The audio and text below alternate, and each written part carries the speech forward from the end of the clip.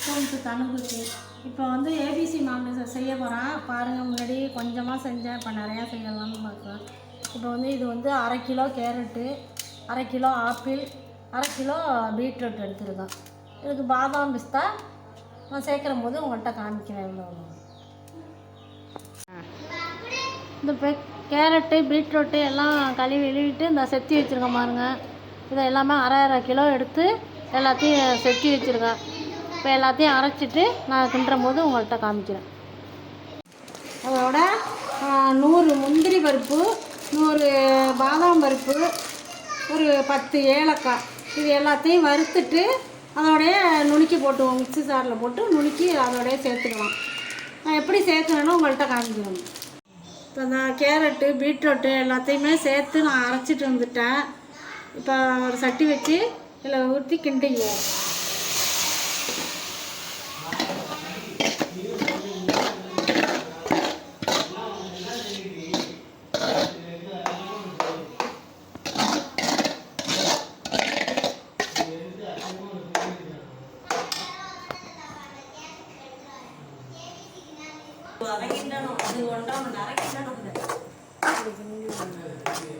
இதே மாதிரியே இப்படியே கிண்டிக்கிட்டே இருக்கும். அவ்வளோதான்.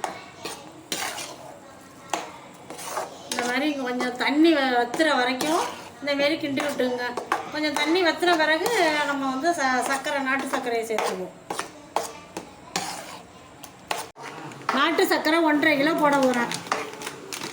இந்த பாருங்கள், 3 பாக்கெட்டு, 1/2 கிலோ பாக்கெட்டு 3 பாக்கெட் போடணும்.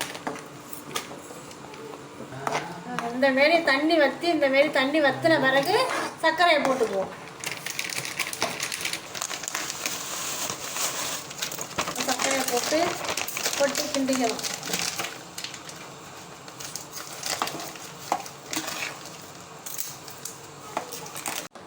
இந்த பாதாம் பிஸ்தா மிக்சியில் போட்டு அரைச்சி வச்சுருக்கேன். அதையும் இதோட கலந்துக்குவோம். இந்த பாருங்க எப்படி வந்துருக்குன்னு. இந்த அளவுக்கு வந்த பிறகு பாதாம் பிஸ்தா போட்டு கலந்து விட்டுக்கலாம்.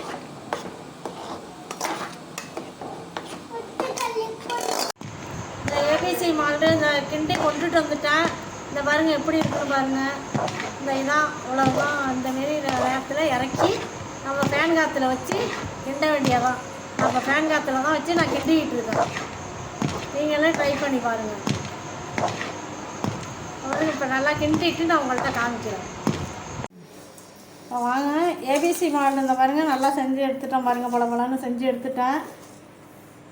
நீங்களும் இது மாதிரி செஞ்சு பாருங்கள். உங்கள் பேர பிள்ளைங்களுக்கெல்லாம் செஞ்சு கொடுங்க. நானே என் பேர பிள்ளைங்களுக்காக தான் செஞ்சுருக்கேன்.